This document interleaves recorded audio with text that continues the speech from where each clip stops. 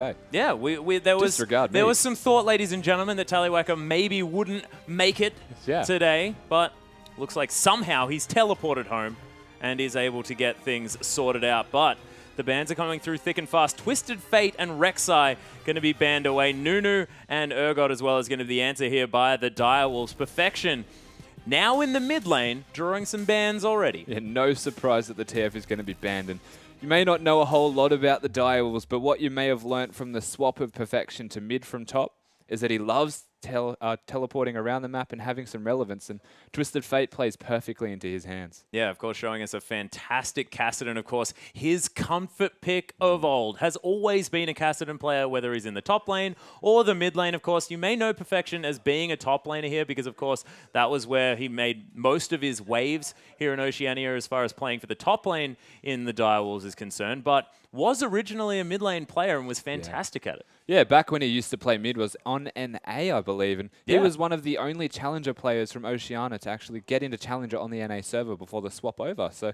with 180 ping, ladies and gentlemen, that is pretty smooth. That's definitely commendable, and it's worth noting that he has since swapped from mid to top and is now returned to his natural habitat of the mid lane, and they put Sharp from mid to top, and he loves to play passive as Sharp, so seeing him on a top lane, it doesn't seem to surprise me with his playstyle. No, well, it was surprising to have Perfection up there in the top lane as such an aggressive player. Neither of these players have really changed up their playstyle at all. They're just in a different set of real estate. Yeah, the only different change is that they've got a new lane and a new champion pool to learn and master. Yeah, just playing from a different position. But bans are going to be coming through exactly the same, ladies and gentlemen, as we are back into Champion Select. Azir going to be taken away from Perfection here as well, as Nunu and Urgot going to leave. Kalista as well, so no Urgot Kalista. Of course, we sort of didn't see them getting banned away in the last series, but now it is going to be coming through as Tallywhacker not going to get that Kalista. Loves that champion. Yeah, the Kalista target banned away from Tallywhacker. He does love that, and he has massive stints on single champions for long periods of time. So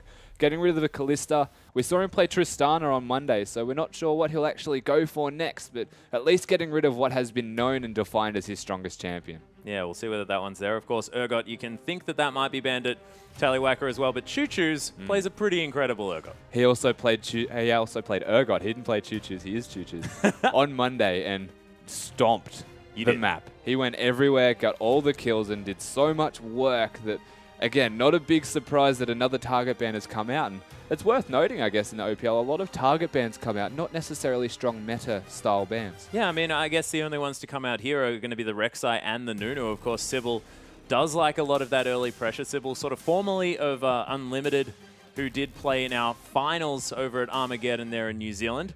But was sort of a Rengar main at that stage, and we'll see how he's developed his new champion pool in the current meta, sort of whether he's managed to transition to more of these tanky type champions. But Minky Whale, he's picked up the Hecarim straight out the gate, and that is huge. It is huge, and they got it away. This Legacy, the only side to not ban Hecarim against Direwolves in the last split, and the only team to lose to Hecarim from Direwolves in the last split. So let's call them consistent. This time, being first pick, they managed to pick the Hecarim away, so they've got that on their side, and Minky does love Hecarim. Yeah. And what we've seen from Sharp in the top lane is one champion so far, and it has been Hecarim, so a smart pickup. The thing that actually stands out in my mind as far as Minky Whale's Hecarim is watching him play a solo queue game and picking up Trinity Force into Zephyr, and it was the best moment of my life. Sounds like something Minky would do when it comes to item builds on champions. Loves his Mejais as well on any possibility, any time possible as well. Yes. Well, King is actually going to first pick the Jinx, mostly away from Tallywhacker. Loves to play that champion, and Sharp going to lock that one in for King there. Sybil is going to lock away the Nautilus as well, so the bottom lane secured now for the Direwolves, although Perfection was the one OPL player that played the Nautilus. He might want to bring that to the mid lane. I don't think he'll bring a Nautilus to the mid lane. Let's just cut that out of possibility right now. I just like to think that people can mix it up. I'm going to give you a big no on that one. It's not going to happen. Give me a big no. It's going to be a Nautilus support or jungle are the two options right here. And what we have right now is the Jinx, the hyper carry. Most likely going to be with the Nautilus, who can babysit the Jinx through lane and start to scale into the late game quite easily. Yeah, and it looks like they're going to answer turret pushing with turret pushing here as Tallywhacker once again going to pick up that Tristana. Carbon locks away the power pick in the Gragas here as well. Gragas and the Hecarim, so much displacement here for the side of Legacy. Yeah, and what we saw on Monday was a lot of early aggression from Carbon, invading and just being a pest in the opposition jungle. So the fact that they had the Nunu ban, the Rek'Sai ban, a lot of jungle control champions have been taken off the board, and they picked up Gragas, who's arguably one of the last ones, besides the Jarvan we saw last game, at controlling the really early aggression that comes out from all the meta junglers. That Sejuani was the response, and Sej doesn't have a lot to offer between levels 1 to 4. Yeah, well, that's the thing. The early stages of this game are going to be difficult for the Direwolves. They've got some hyper-scaling there in the bottom lane, which is going to be difficult to weather the storm, especially with this Sejuani here, who's not going to be doing too much. In fact, you almost die in your first jungle clear. You're not exactly going to be ganking anyone whatsoever. But come the late game, the Direwolves look absolutely unstoppable. They've got 3 tanky monsters to stand in front of this Jinx that's just going to be getting super excited in the back line of this team. And the Direwolves, I mean, they've saved the last pick, but what the heck are we talking about Direwolves for? We have a Bard in the OPL, Rusty. Yes, Dew loves Bard, and I am so excited that he has actually picked this up in the second day, in his second game. It's great to see this come out early. A lot of people have started to say that Jinx is the #1 AD and that Bard is the #1 support as of late. So, whoa, big. Which is a really big step, because we've gone from no Bards to all of these Bards out of nowhere. And it rounds up the lineup that they've got right here on Legacy quite well. And no surprises. The Kassadin, of course, managed to get through the entirety of the bans and the picks, and Perfection sort of wonders why the heck that was the case. Takes a little while to find him, and locks that one in straight away. So there's the late game insurance coming through from the Direwolves, but they have to make it through what is some pretty incredible consistent damage. Chuchu's being one of the only players to play Cassiopeia in last split of the OPL, and is going to be picking that one up again now with the cleanse as well. So he's going to be able to at least get away from that Glacial Prison coming out of Sybil if he is going to be ganked after that level 6 point is reached by the jungler of the Direwolves. But Legacy, I mean, not going to be too bad in the later stages of the game as well, as the Explosive Cask, of course, the Onslaught of Shadow is really going to break away the clumped up team fight that the Direwolves are going to bring to the table. Yeah, they've got a lot of scaling themselves. They've got the Tristana, who scales so well into the late game, and knowing Tally, he'll split push until he's level 17 and starts to become relevant with his 4-item spike. And opposing that is the Jinx, of course, who scales just as well into the late game. Got the team comp to completely babysit this Jinx. The Kassadin, who's doesn't need babysitting as a Kassadin, will dash in and out as he pleases and find resets on that Athenes in the late game to consistently have the mana to do so. They've got a very well-rounded comp here on Direwolves. Lots of tanks, lots of damage, a mix between magic and physical, and all in all, it is a great team comp to be up against. But Legacy's team comp has so much damage. They've got the pressure from the Gragas, a lot of early pressure that wasn't actually there. The Hecarim, the damage scales well into the late game. Yep. Every single member of the Legacy lineup is going to be a threat into the late game stages, whereas you look at the side of Direwolves, as we're seeing now, there's only really the 2 big threats in the late game besides the ultimate combo that they can put through. Yeah, and I mean, I guess Sybil is going to be doing sort of a lot of damage there on the Sejuani in the late game. So one thing that you sort of overlook is the fact that Sejuani with the Northern Winds, especially at the moment on the 5.9 patch, I believe, that 5.10 hasn't come through with the Northern Winds nerfs just yet. So, of course, still doing massive consistent damage in the later stages with the Cinder Hulk as well, especially if you've picked up a Gromp buff there with the Smite at the same time. But you have to get there. And the thing is, the mid-game power of this Legacy lineup is quite frightening. I mean, you may not necessarily talk about a Hecarim as being a mid-game champion, but when you get that ultimate, you can really tear apart these team fights. And if that's off the back of a Petrifying Gaze, things could go horribly wrong for the Direwolves early on. Yeah, definitely. And the cool thing to note is that they've got a lot of displacement spells here on the side of Legacy as well, which is very good at disrupting what is usually the ideal tanky wombo combo that we're seeing from the Direwolves. So They've got the ideal team fight here on Direwolves, but it can go wrong if things don't start perfectly for them. They need the Sejuani ult or the Gnar ultimate to enable the rest of it perfectly. If one goes off and the Explosive Cask comes out, it could completely disrupt this. You might get a cleanse from the Cassiopeia as well, which I believe she has, to just turn it all around with the Petrifying Gaze. Both team comps extremely strong, but it's going to come down to execution. Yeah, well, it's true, and we'll see who can execute. But ladies and gentlemen, we want to hear from you. We want to hear who you think is going to be able to take this one. Use that hashtag LGCwin or the hashtag DWWin, and let us know who you think is going to take this one. We've gone over exactly what we think. We have no idea who's going to win this game, and it's going to come down to what we think is basically just going to be execution. Who can manage to get the right fights at the right times? Yeah, it's going to come down to item timing as well. I believe it'd be a big factor into when they fight, and knowing that the mid-game strength of the Legacy comp seems to be a bit more evident unless the team fight is perfect for the Direwolves. They may look to spike early. They may look to get the armor first, the Frozen Heart even, from the Hecarim so that he has more relevance and can just jump onto the Jinx, a no mobility champion unless it gets excited. And then they've got the Bard who can use the Tempered Fate, completely stop the Jinx in her tracks and might even set up the rest of the team. And I'm just really excited to see Bard. Yeah, well, I mean, the Tempered Fate as well is going to allow Choo-Choos to lay down the miasma. Yeah. It's going to get into a huge pool of poison underneath the enemy team. And look, if they decide, no, we don't really want this team fight, Explosive Cask, easily placed exactly where they want it. A horse can just clippity-clop right into the middle of the team and say, oh, I'm just going to ult on the spot. I'm just going to sit here rampaging until you do something to me.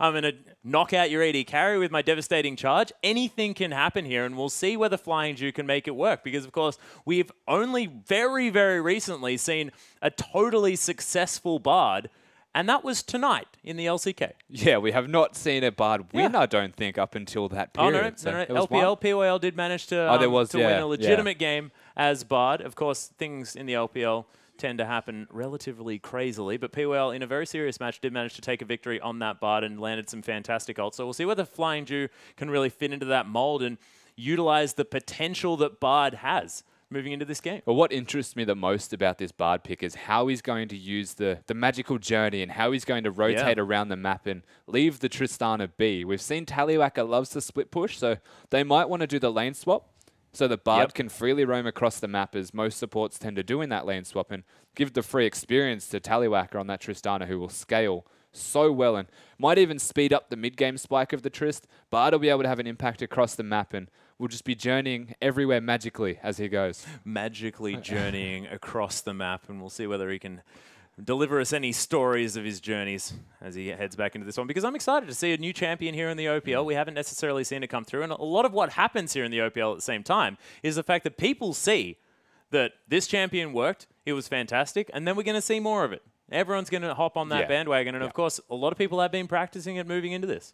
That is correct. There have been a lot of Bard practice prior to this game even coming in, and before the LCK and the LPL. Everyone knows that Bard's got this potential to be great, but it just feels like it's such a high skill cap or skill ceiling on this champion that we haven't seen it come out just yet and be perfectly effective. I don't even think it's necessarily a skill ceiling or skill cap. It's the fact that you have to get used to playing with a Bard on your side. It's sort of an entire mindset change for like the whole team. Yeah, a little bit similar, because of course your warding strategies have to change there, but this is almost your whole laning phase decision-making has to change. You've got to give your Bard the ability to roam around, the ability to get his chimes, pick them up, make sure that he's going to be relevant moving forward.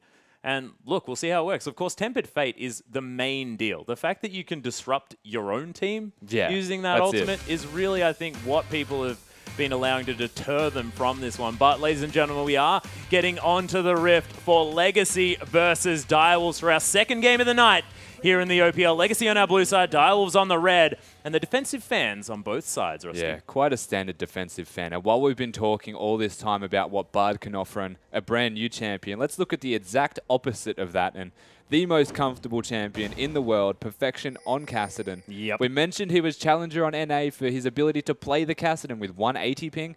I cannot wait to see him bring it out a second time with no ping on the Oceanic server in this tournament. Yeah, we've already seen him with a victory. It will be 100% over 100% of his games with Kassadin if the Direwolves manage to take a victory here, and that would definitely be exciting.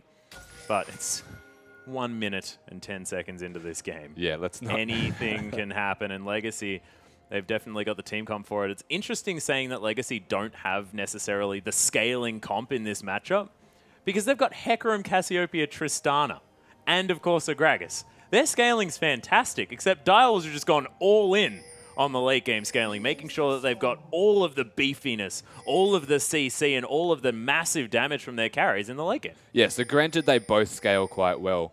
The difference is that all of the eggs are into the basket of Perfection and King. Yeah. They really want Perfection and King to be the sole damage sources later into the game, and the rest of the team build tank and allow this to happen.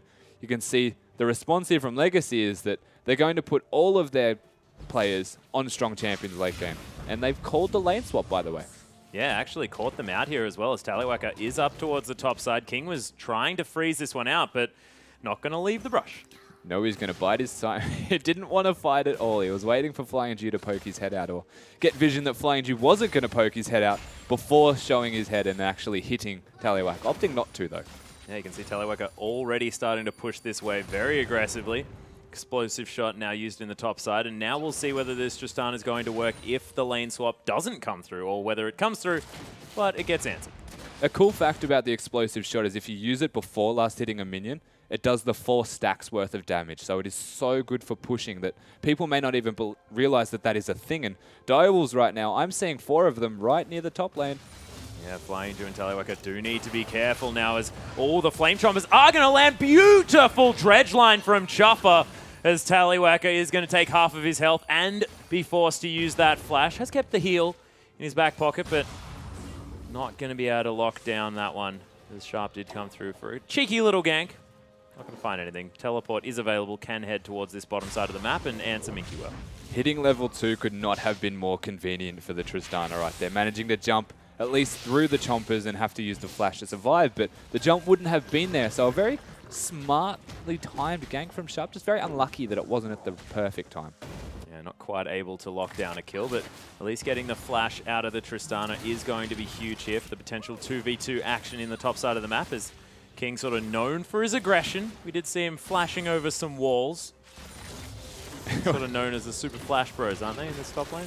That's the thing? Yeah, they've been coined, I believe, as the Super Flash Bros, and what a great name for them, given how they showed us in Game 1 that all they want to do is be aggressive, and this will be the perfect example right now. They're the Jinx and the Nautilus just showing this top lane, or the AD carry support combo, who's the boss in this right now, and pushing a Tristana into the turret. Yeah, Minky Whale actually on a roam here as Sybil. He's going to get ignited by him as well. First blood for the horse. Casual clippity clop up the river. And he's going to canter away casually back to his lane with double buffs, with Carbon, who also has double buffs, so 4 between them. And Sharp might want to rethink his positioning right now. That was a very angry boomerang. You saw a lot of emotion in that. Why are you killing my jungler? Stop it, Minky Whale. A very clever rotation as Minky is still got Carbon hanging around right now. He wants to at least pressure Sharp into a bad position. Has the double buffs, the blue buff even, to constantly heal a lot. And it's underrated how much a Hecarim actually heals from that. Yeah, well, exactly. Now with the extra 20% cooldown reduction as well from that blue buff, he's able to just rampage, never lose mana, and also be able to have that Spirited Dread up more and more often. As Sharp is just really frustrated with the fact that this horse is not going to leave. Does have the level advantage as well. And what an advantage for Legacy here in the early stages, because, I mean, that is a lane that was going to be difficult for a Hecarim. Yeah, it's going to be a lot easier for the Hecarim to get through that laning phase. Sharp's going to be putting down a lot of hurt onto the face of Minky Whale, the Hecarim being melee ranged, of course. And speaking of hurt coming down, Chuchu is trying his best attempt at doing the exact same thing. Yeah, Perfection hasn't actually been back to base yet. 33 to 25 CS in a melee versus range matchup. It's what we expect. I mean, this guy very, very good at Kassadin. And Sybil might be in trouble now as Carbon, again, putting some pressure on the Piggy.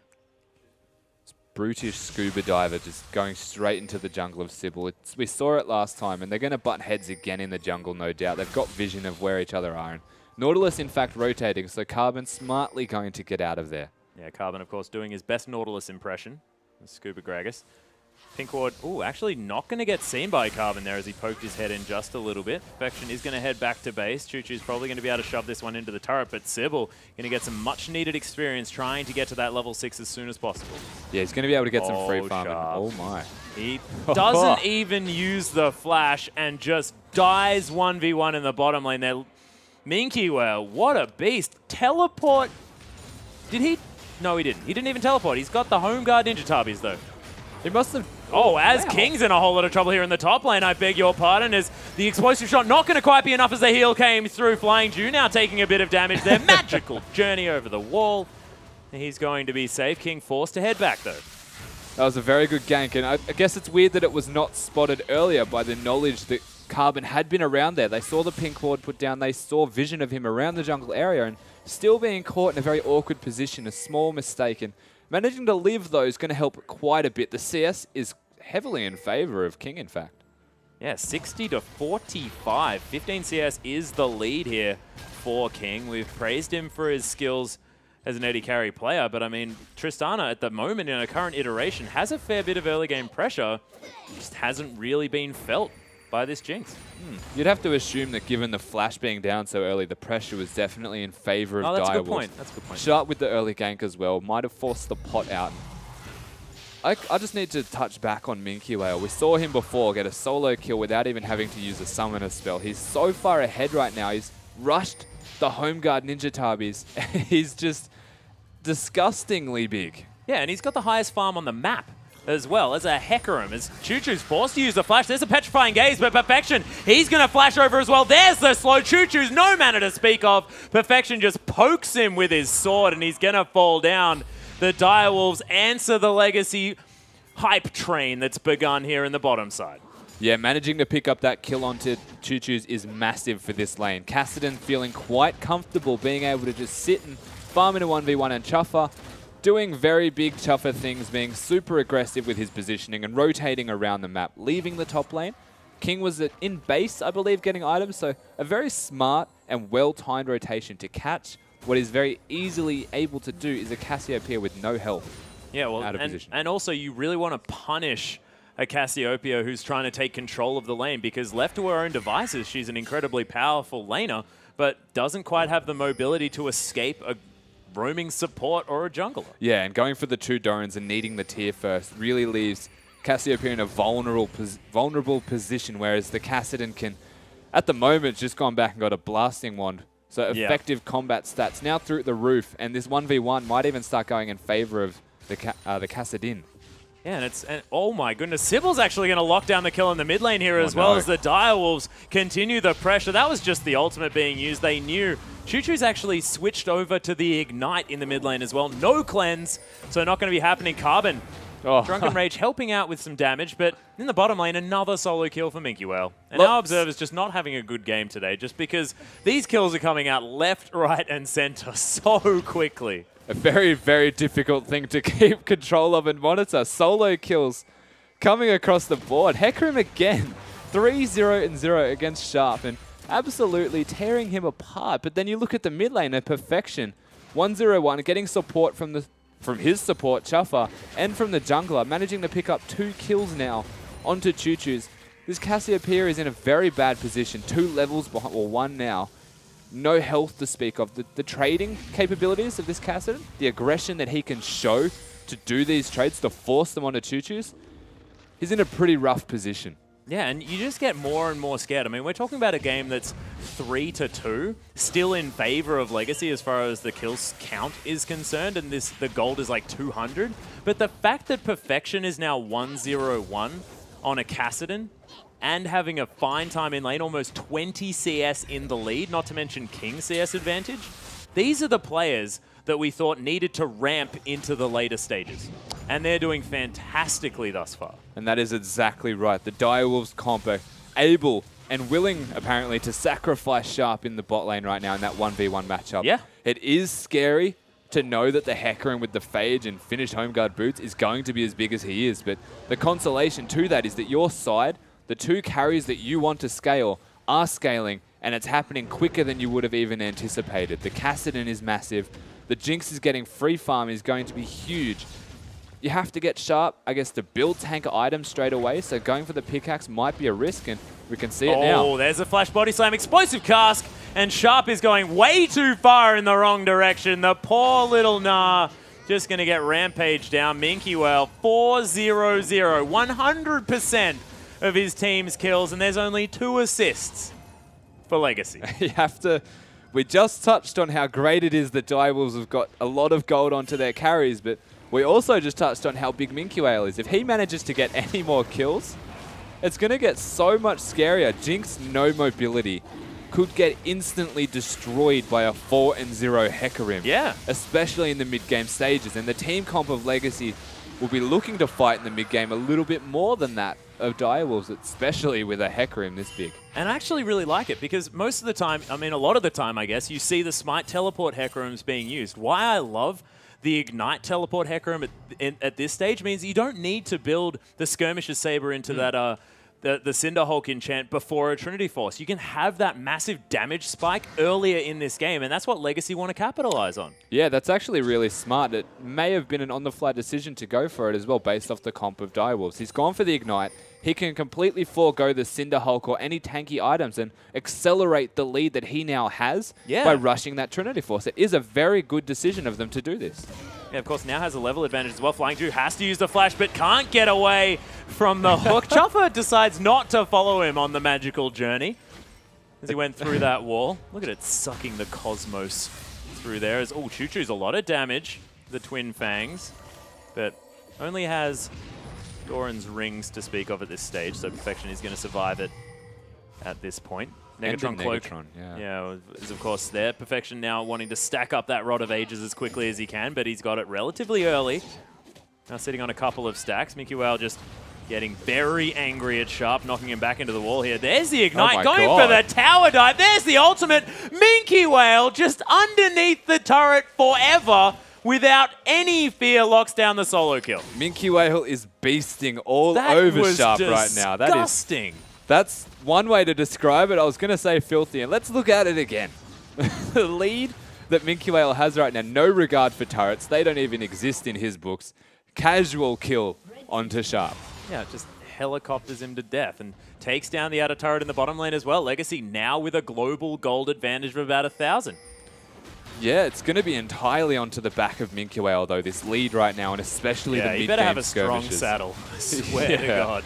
Tempered Fate onto all three members of the Direwolves. Minky Whale trying to get into the backline. King not going to stand a chance against this massive horse. There's the heal. Minky Whale waiting for the devastating charge, but no issue at all. In the trade in the end is going to be, of course, Choo Choo's falling down there in the mid lane as Perfection has locked himself down another kill. But if that can happen over and over again, it means that Perfection is the only damage left for the Direwolves. Yeah, it's funny. You look at this game right now and you'd say that Hecarim is so far ahead and he scales so well into the late game that you're in a bad position as Direwolves. But then you have a look at the mid lane. Yeah. There is about 40-odd CS in favor of the Cassidy, who had a 12-minute Rod of Ages, 2-0-1, and is absurdly big. So it's going to be interesting how the team fight dynamic changes now, given that the gold and the placement of the gold is all onto the Hecarim, and then they've got the big carry of the Cassidy, who they're both going to be diving their opposition team. It might come down to who does this better in the end result. And it's just so good to see Minky Whale back on one of these carry top laners in the Hecarim that's gone for the Trinity Force first, has got a 14-minute Trinity Force at the same time, as well as Home Guard boots, I might add. This is the most terrifying I've seen any member of the Shadow Isles ever, and they're all pretty frightening, let's be honest. But the last time I saw Minky Whale have one of these performances on the likes of Jax, you know, back in autumn. Yeah. It was a long time ago that Minky Whale's been able to do this, just because of how the meta's unfolded. Yeah, it's funny that it's come back to the tank meta. Is he's just casually killing Sharp again? Yeah, one more time. That's, yeah. Sharp sort of realized that I'm 0-5-0. I'm basically a cannon creep. Well, at least the cannon creep that we've got on Direwolves can push a little bit faster than your average cannon creep. There is the bonus to it. And he can transform into a mega super minion. That's true. Super mega minion rocket. That was horrible. What that was about. That was absolutely woeful. 2,000 gold now the lead for Legacy. Minky Whale has almost all of it, as the blue buff is going to be stolen away as well. As long as Direwolves can fight when Minky Whale's teleports down, I mean, maybe they can make something happen. And of course, they still do have the massive CS advantage for King here in the top side. They are going to be able to take down this turret very soon, even out this global gold lead. But when you see a 7-0-0 Hecarim, you expect more of a lead than 2,000 gold here at 16 minutes. Yeah, it's such an interesting game to watch unfold from here on out. It's all of the gold in one person on Legacy, and then all of the gold from Direwolves on multiple people. So yeah, I'm still not sure like who's going to be taking this one, even when there is a 7-0-0 Hecarim. Yeah, I mean, it's a 2,000 gold lead. I'm still not sure who's actually ahead because all of it is on one person. And he doesn't have teleport, and he's just sitting bot lane destroying the cannon minion. He's 3,000 gold ahead. My God. It's like his whole Trinity Force in items ahead right now. Ridiculous. As King, he's picked up an Avarice Blade as well, so he's banking just a little bit here. Trying to have that static shiv, but not before the Infinity Edge, which has just come through now. A little bit of extra crit to augment it as well, as Talaweka decided to go for the Berserker's Greaves. Of course, a fantastic item on Tristana. So incredibly efficient, and you want to be pushing down the turrets as quickly as possible. Yeah, and we've also need to note here that they've got the first dragon on the side of Legacy. The second one is up in 20 seconds, and they've got control of the bottom half of the map. But as I say that, we do have a 7-0 Hecarim prancing around the top lane, probably going to take that turret if they look to contest the dragon. If they don't look to contest the dragon, they go for Hecarim. I'm just calling that he'll probably make a 2-for-1 trade somehow. Yeah, I have a feeling that that is a possibility here, as a nice little Force Pulse going to come out there from Perfection. But they've noted the fact that Minky Whale's teleport is on cooldown. That is all of the gold for Legacy.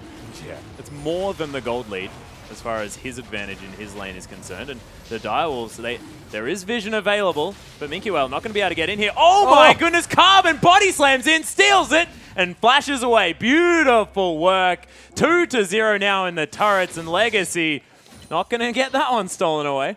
Finding themselves with some serious win conditions here on the side of Legacy now. They've got the dragon, they've got the turret advantage. The only real thing keeping Direwolves in this at the moment is the fact that they are winning every lane except for the one that the Hecarim is in at any time. Yeah, so as long as they avoid the horse, just avoid the horse. Yeah, that's all they have to do. But then the logical decision from Legacy is Carbon. Yeah, trying to 1v1 King here as well, who's trying to turn it around. The Flame Chomp is doing a decent job. Their Super Mega Death Rocket finishes it off. King locks down the solo on the Gragas as Minky Whale looking for Sybil, but he's pretty tanky at this stage. Tempered Fate onto Sharp, but he's just going to bounce away. Legacy trying to fight. They're fighting around the horse, so that is definitely good news. Yeah, the smart rotation, of course, is to go where the horse is if Direwolves don't want to fight the horse. Oh, Choo-Choo's trying to take the magical journey. Does get in there. There it is. Oh, Chuff's going to follow him, though. Gets stunned up against the wall, and that's the beautiful combo there of Bud. Chuffer just wanting to go on a magical journey. Oh, Minky Whale might get soloed out by King as well, who was trying to sort something. I don't know how Minky Whale got so low. Did he teleport in to try and kill him? Not entirely sure. There is no teleport available, and I was still at heal. Flying Jew now just getting exploded here in the mid lane. Sybil throws out the ult casually as he is going to flash forward. Nice petrifying gaze, going to catch Sybil out underneath the turret as Talaweka is trying to get the autos. There's the man mode rocket jump as he buster shots Perfection away. Oh no! Flash into the auto attack and then gives up. There it is. Choo-Choo's with the last tick of poison. The teleport to come down from Sharp, but he's not the scariest in the book as Chuffer finds himself in an uncomfortable position. King going to try and get some auto attacks down, just trying to peel for himself with the Flame Chompers, and having a Sharp there as well is going to help him out. But a massive amount of action. I'm not even entirely sure now who came out ahead. I mean, I guess the gold's telling us it's still about the same. Yeah, the gold is telling us it's about the same, and that's because it pretty much is. Oh, Super Mega Death Rocket's available. Is it? He's looking for something. Oh, there it is.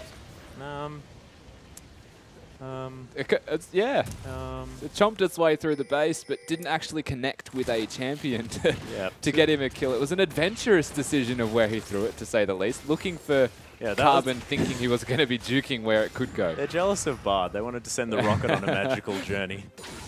Well, they could just follow through the magical journey next time instead. Yeah, shoot a rocket through the magical journey. That'd be pretty cool. Yeah, it would. Probably would be cooler than that particular rocket, which I have no idea where it was in fact going, as Sharp is going to be able to clear out this wave in the top lane. He does have a full item now. He does have the Frozen Mallet available. Yep. And that's good because what Sharp was doing, particularly even in that last fight, he teleported in and then he pretty much just peeled. And that's what Sharp is going to have to do from here on out if he wants his team to come out ahead in fights, is get the Hecarim off all of the people doing damage. And you have to give a lot of credit to King right now, managing to 1v1 the Gragas and push the Hecarim away in a 1v1. Yeah. I've seen so many crits come out of that guy's auto attacks, it's ridiculous. Yeah, it's really, really frightening. And 2-item spike now hit for King. You're exactly right. Able to really assert some dominance on this map. That pink ward has been there for such a long time. I think it was 4 minutes roughly. Yeah. Was when that was there. So finally getting rid of it. 17-minute pink ward value. Not bad. Frozen Mallet doing some work now for Sharp. As King is going to try and clear out some vision, but not going to get there. Of course, his sweeper doesn't exist.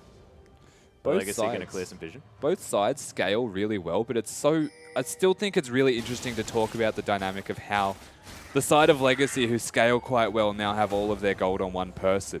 So the two people who were going to be scaling really well with the Hecarim are going to be a lot slower in doing so.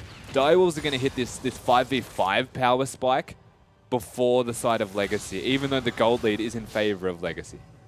Yeah, and I mean, look at the jungle. Sybil's actually ahead by 100 gold, which is utterly amazing. Managed to pick up a couple of kills there, but was getting sort of the game dictated to him in the earlier stages of it. Of course, is something that is going to happen when you are Sejuani, but turned it around quite nicely. And Direwolves, now that they're grouped up as a team, they've spread out the gold so much more. In these 5v5 team fights, they may actually be able to come out ahead relatively consistently. If it all goes to plan from Direwolves, that will 100% happen. Solely because the team fight that will most likely break out, you'll see Minky Whale ult. He'll use that Unstoppable Onslaught, and whoever he hits, it will dictate how the fight goes, essentially. Well, he'd use Unstoppable Onslaught if it was silent. Well, I'm sorry, I got it wrong. Yeah, no, but he'd have the Shadows Onslaught version. That's the one. Yeah, not bad. No, but they've all got very similar names. You've got Unstoppable Force, you've got Unstoppable Force, Unstoppable Onslaught, and Onslaught of Shadows. Yeah. I mean, what's a man to do, Rusty? You're absolutely fine. Back to your point, though. I apologize. Well, I feel like the problem here, what a man should do is not bring up when it's a mistake, and let's go with it, roll with it, because it was kind of sounding right. It's got some vision being cleared out. You got plenty of time. Yeah. No, we'll get there. Sharpie's going to continue being annoying, though, here in the jungle. But, of course, if Direwolves do manage to get the ideal team fight, things might work. But otherwise, if Legacy managed to get the full potential of Minky Whale's damage out, are you saying that that's going to be an option for Legacy to take this game? Yeah, if the pony can hit his ultimate, his R key, on press your R button on enemy team plus Minky Whale. If it hits the ideal carries from the side of Direwolves as the dragon is being started, then you'll see a fight go quite heavily in favor of Legacy, in fact, depending on how it goes. Oh, flying through, almost managing to land that one. There's the ult into the backline, though. King taking a whole lot of damage, but they're peeling so well. Tempered Fate not going to save his life there as Legacy. They're in a whole lot of trouble now. Nice Petrifying Gaze onto a couple of members as Perfection takes the magical journey after them. Nice barrel going to slow down his approach, but Cassidy not really wanting for much mobility. He's absolutely fine in that department, but Legacy, they did lock down the dragon, and they only lost the horse. Worked out okay in the end, and I was questioning what Minky was trying to do there on the Hecarim, and went straight into the face of King. He might want to rethink his team fighting strategy. He can't do that unless the rest of his side are actually looking to fight. So I guess sacrificing himself, but also giving over a 7-kill gold bonus to the person who got the kill. Yeah, that is frightening stuff. Nice zap there, as King's actually going to get stunned up there by the Cosmic Spike. Sybil looking for the Arctic Assault as Carbon trying to do his best to tank this one out. Look at how incredibly low King is there on the backside of the map as Carbon locks it down with a barrel. Now Minky Whale finds his way in the fight. Sharp still not exactly the strongest Gnar in the world. Minky Whale rampaging around this one, and Minky Whale finding perfection now as well. Carbon trying to body slam his way around, but a double kill for the horse. 9-1-0, I believe. As we bring this one back up, and Legacy, they may just go for a Baron. Choo-Choo's is still Cassiopeia, able to get a whole lot of Baron damage down. And that fight was starting off quite well on the side of Direwolves, you would have thought. They had the Gnar teleport in the right position, but Gnar 050, I believe he was, before that fight even broke out. Not exactly the biggest force to behold, and Tallywhack is starting to scale up himself. He is the Tristana, has the levels and the items. Yeah. They do pick up the Baron uncontested. We're going to have a look at this fight again. You can see the amount of damage that actually goes onto Sharp at the same time as Minky Whale dealing damage is just phenomenal. You can see the relevance of how big the Hecarim is compared to how big the Gnar is, starting to impact these fights. And Tallywhacker, scaling about the same strength as King, is going to start to have a lot more impact on these future fights. As Red Buff trolled him a little bit there. Yeah, King having that one run away, but Brambleback is going to get secured. King locks that one down. Krug's going to fall as well. So just making sure that he can pick up as much farm around this map as he can. Sharp, oh my goodness. Devastating charge. Does a lot of damage. Minky Whale almost has, I believe, the Randuin's Omen is what he's going for now, as that Ruby Crystal probably going to be turned into a giant spell. And the horse is then going to have a whole lot of extra health and armor, and is going to be very difficult to take down. 9-1-1 is an apt score at the moment for this pony. Sybil waiting on the bottom side. Tallywhacker, of course, with the Baron now. Might be in trouble, but the rest of Legacy are coming around here as well. Chuffer looking for something. Oh my goodness, that dredge line was so close, but Sybil, Arctic Assault, not going to find Carbon, and Legacy is going to be A-okay. At first, I thought Tally was dancing with death, and then I rethought my strategy and realized it was Sybil, and then it was all of them. And everyone's just dancing with a whole lot of yeah, they're all just dancing with their potential death, as Flying Dew's going to take a magical journey. Yep, most certainly is flying around this map at the moment. It's Chuffer. Did land a dredge line, but that was just a wall. He's not going to be able to kill that one. And split push continues on the top side. Minkuel not needing to be with his team just yet. Of course, half the cooldown of that teleport is down for both of our top laners. He's going. Oh my goodness, another attempted solo kill. The Ignite is down. But Sharp is just going to head back to the fountain now, but Legacy now with the pushing power of the Baron. Minkuel very, very low. Perfection going to lock down that kill. Turret going to fall in the mid lane though. Inhibitor turret. More importantly, the base are now broken by the Direwolves, and they've only taken 2 turrets to the 6 that Legacy has responded with. Yeah, that's it, and it does all boil down to the Minkuel show. Now, he's dying a lot, but it's sacrificing himself for the greater good of objectives, which gets the rest of his team gold. Yeah. It's a very selfless and smart strategy that they're enacting right now. They do get the mid turret, and they have got 6 turrets total compared to 2, because they have to send multiple members elsewhere where the pony is rampaging. Yeah, well, look, Minkuel has been known to make aggressive, overly aggressive plays at times, but also been known to do very interesting things around the map. So I don't ever presume to predict what Minkuel is going to do, ever. That's just how I look at him as a player. And so far this game, I wasn't expecting him to hard carry by going 7-0-0 at the beginning of the game. Yeah, it's not something you often expect regardless, I wouldn't say. No, it doesn't matter which top lane you're talking about. The fact that the Hecarim manages to be 7-0-0 is scarier than any other top laner I think I could have imagined. The Gnar, who would have been big, still has the weakness of the mini Gnar point, or the volatility of the Mega Gnar is still there, but there's the potential to outplay it. The Hecarim, who's big though, scales just infinitely better than most of the other top laners that you'll see, is quite a scary champion to actually be 7-0 and 0-1. Yeah, and as you build up these resistances, the more you get back from that Spirit of Dread when you're in the middle of a team fight means that, yeah, you're doing a heck of a lot of damage with your Trinity Force, but you're also unable to be killed, which is quite frustrating.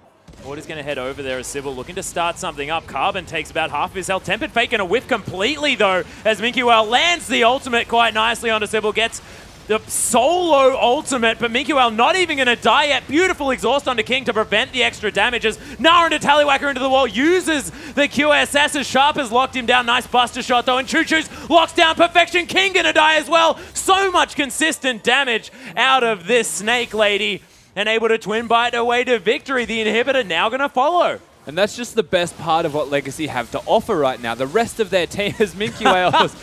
That's a fast pony. Oh, they get the inhibitor for the kill. They may even be able to push this to the end. 4 members down, 6 seconds on Sybil, and only the Nautilus to defend this. It's going to be a very dangerous position.